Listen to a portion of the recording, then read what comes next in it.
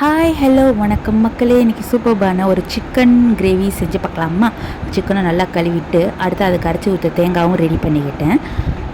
அடுத்தது பார்த்திங்கன்னா தக்காளி, வெங்காயம், பச்சை மிளகாய், கருவேப்பிலை, கொத்தமல்லி, புதினாவும் எடுத்து வச்சுக்கிட்டேன். எண்ணெயை ஊற்றி பட்டை, கிராம்பு, வெங்காயம், தக்காளிலாம் போட்டு நல்லா வதக்கிட்டு அதில் இஞ்சி பூண்டும் போட்டு வதக்கிட்டு கருவேப்பிலை, கொத்தமல்லி, புதினாவும் போட்டு நல்லா வதக்கிக்கோங்க. அடுத்து கழுவி வச்ச சிக்கனை போட்டுட்டு மிளகுத்தூள், கொஞ்சமாக உப்பு போட்டு நல்லா கிளறி விட்டுட்டோம்.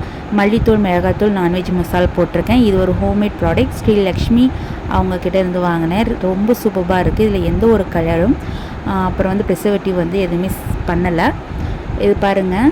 அடுத்து கொஞ்சமாக தண்ணி ஊற்றிட்டு அரைச்சி வச்ச தேங்காயும் போட்டு நல்லா கொதிக்க வச்சு பார்த்தா நல்லா பஞ்சு போல் சூப்பராக சிக்கன் டேஸ்ட்டாக இருந்தது. அடுத்து பாருங்கள், இந்த ஸ்ரீலக்ஷ்மி ப்ராடக்ட்ஸில் எல்லா மசாலுமே இருக்குதுங்க. மல்லித்தூள், மிளகாத்தூள், சாம்பார் தூள், மஞ்சத்தூள், நான்வெஜ் மசாலா எல்லாமே இருக்கும். உங்களுக்கு வேணும்னா மறக்காமல் கீழே நம்பர் கொடுக்குறேன், ட்ரை பண்ணி பாருங்கள். பாய்.